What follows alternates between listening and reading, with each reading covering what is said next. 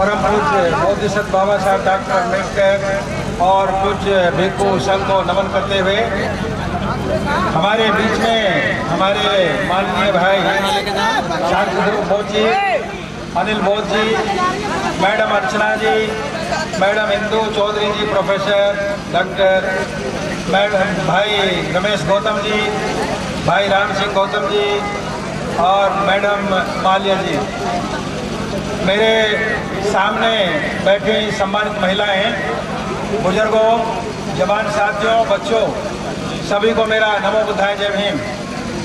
समय की समस्या है और आपको बहुत दूर जाना है, इसलिए मैं सिर्फ 2 बात कह के अपनी बात समाप्त करूंगा। लेकिन 2 बात हो सकता है बहुत इम्पोर्टेंट हो और किसी ने इनको छुआ भी हो तो मेरे आने से पहले मैं देर से आया, इसके लिए मैं माफ़ी चाहता हूँ। जब देश आज़ाद हुआ उससे पहले इस देश के अंदर मनुस्मृति का विधान, ये शायद आप लोगों को कई लोगों ने यहाँ बताया भी होगा और मेरे सामने जो भी लोग हैं वो काफ़ी जागरूक हैं, उनको ये मालूम भी है और मेरे जैसे बुजुर्ग लोगों ने ये सहे भी हैं अत्याचार, तो ये मुझे बताने की जरूरत नहीं है। मैं सिर्फ इतना बताना चाहता हूँ कि बाबा साहब का संविधान हमारे लिए खजाना है, बहुत बहुमूल्य खजाना है और इस बहुमूल्य खजाने को बचाने की जिम्मेदारी हमारी है, बाबा साहब के मानने वाले को है।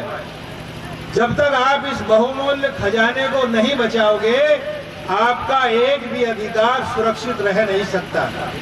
आप वहीं पहुंच जाओगे जहां ये दूसरे मनुवादी आपको पहुंचाना चाहते हैं। तो दोस्तों, मैं ये बात इसलिए कह रहा हूं कि भारत के संविधान का प्रियम्बल, यानी कि अगला पेज जब पलटते हैं संविधान का तो उसका नाम है उद्देशिका प्रियम्बल, और प्रियम्बल में बाबा साहब ने लिखा है कि भारत का संविधान मात्र 2 चीजों के लिए बना है, मात्र 2 चीजों के लिए। यदि आप उसको पढ़ोगे, पहला जो उसका उद्देश्य है वो है देश की एकता और अखंडता को बरकरार रखना, यानी unity, preserve the unity of the nation. और दूसरा जो उद्देश्य है, ये बाबा साहब ने ये संविधान बनाया है। अब ये संविधान जो बना, इस संविधान की 4 पिलर्स हैं, 4 स्तंभ हैं। वो 4 स्तंभ कौन कौन से हैं मेरे जवान साथी शायद जानते होंगे और नहीं जानते तो सुन भी सकते हैं। पहला स्तंभ है समता का, यानी कि इक्वालिटी का। दूसरा स्तंभ है स्वतंत्रता का, यानी लिबर्टी का। तीसरा स्तंभ है न्याय का, यानी जस्टिस का। और चौथा स्तंभ है फ्रेटर्निटी, मैत्री या भाईचारे का। मैं आपसे पूछना चाहता हूं दोस्तों, क्या ये चारों चीजें कौन सी, समता, स्वतंत्रता, न्याय और भाईचारा, क्या ये हिंदू धर्म के अंदर हैं? बोलिए, क्या ये चारों चीजें हिंदू धर्म से मिलती हैं? नहीं मिलती। तो ये कहां से आई? ये बौद्ध धर्म से आई।